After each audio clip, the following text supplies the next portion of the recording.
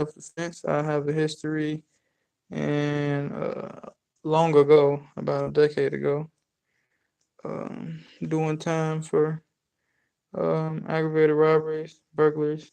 So I've taken that energy and rechanneled it into helping folks learn how to defend themselves free of charge. So I'm gonna show y'all a couple of things here today. So if you just so happen to be sitting in your kitchen, especially during particular times of the year, um, and someone comes in, um, I would like to go through a whole item list eventually to show like anything that you can grab. But today we're gonna do the can opener. So where's it at back? So what you'll do is, sorry. So what you'll do is, say if the can opener is like this, boom. You'll take the side with this on there.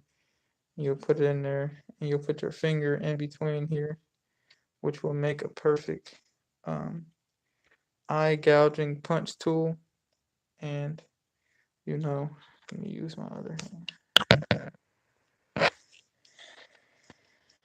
So boom,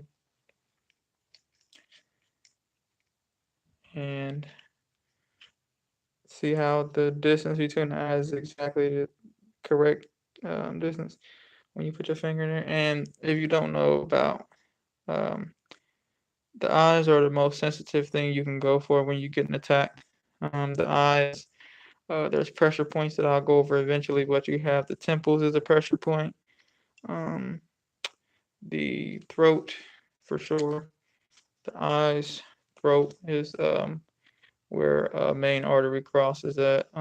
If you can have something you can stick up their nose, that's good too. I have a toothbrush thing I'm gonna do one day, but throat, solar plexus, in the middle of the chest, where the stomach connects to the chest bone, the center cavity.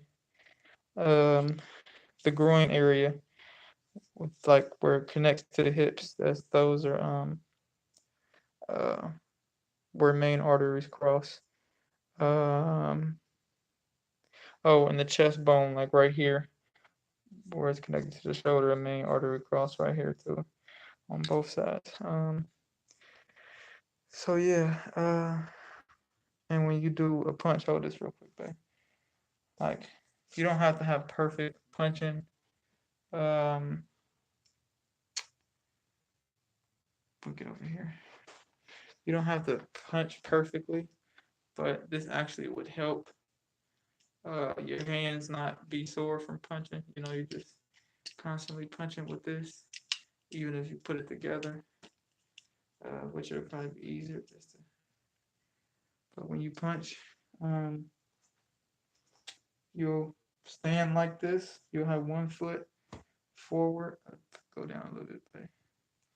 One foot forward. Look at aiming at my feet real quick. So you'll pretty much stand like this to where you can bounce one foot in front of the other one. Like when I'm like this, I can really move how I want to. I can throw a kick if I want to.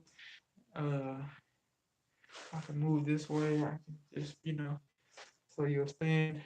They call it squared up. And like I said, if I have this and somebody's in front of me right here, I can just easily, when you punch, you just turn. See how you can just turn into it with this stance? That quick. That quick. Eyes, throat, solar plexus. It's possible too, but uh, eyes and throat will probably be the most accessible thing if you get attacked because they want to be able to see you. And if you take the eyes out, they can't see you again. They become fearful. Then they try to scare you off. So eyes, throat, solar plexus. Eyes, throat, solar plexus. Then when you'll get a hang, you'll have to practice your fighting stance or whatever. Um, But like I said, the basics is standing like how I'm standing. If you right-handed, to where you can easily extend left, easily turn for right. Like I said, easily knee somebody. That's another thing, the groin, kneeing and the groin. As a follow-up, especially to the eye or throat jabs with this. Like you can say for instance, uh, if you start thinking of the combo type of way, eye, knee to the groin, eye, throat, knee to the groin. Uh, I won't get into advanced things like, cause me, I could say like, I could say like, uh, I'll probably do a surprise. Like when I was in prison and I was had to do a lot of defending, I would surprise people with things that they wouldn't expect out of me. Like I would kick somebody in the chin and they'd be like, what the fuck? Like, he's kicking? Like, and then I'll probably follow up with the eye thing after I already got them confused, like this, for instance. And it would be that quick. They wouldn't know what hit them, you know. And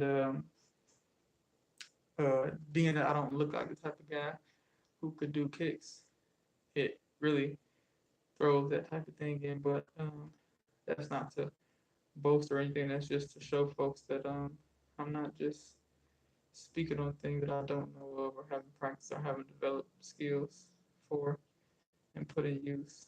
Like I actually really do these things. Back up a little bit, babe, so they can see it better. They kick better.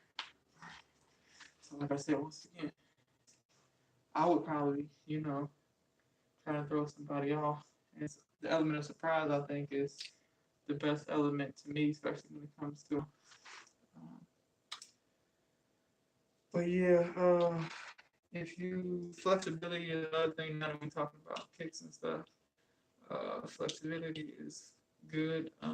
Stretching and stuff, so you can be able to be agile in any particular situation you may find yourself in. Um, I don't just naturally be able to.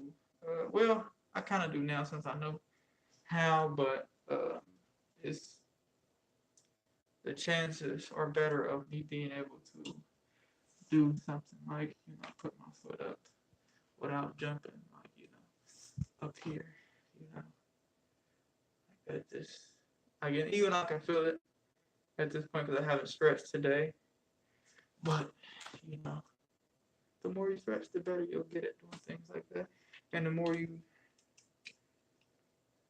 train. I can't say that everything will come with just training alone, but I've done a lot of shadow boxing things on a long time. Like I said, a lot of it comes with experience and just being in those situations, and that's what you get to have with having me as someone who has been in those situations who can calculate different ways that things might happen on both ends, from an attacker's point of view to an an victim's point of view. And I also like to note that I'm not like in support of any particular lifestyles, like for even having a house.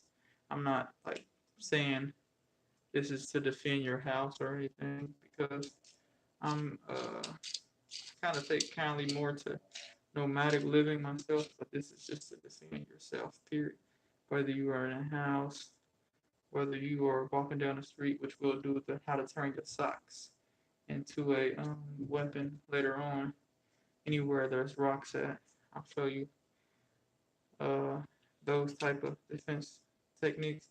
But yeah, this is about just turning your body and any object that you can find to help enhance that self-defense uh, into a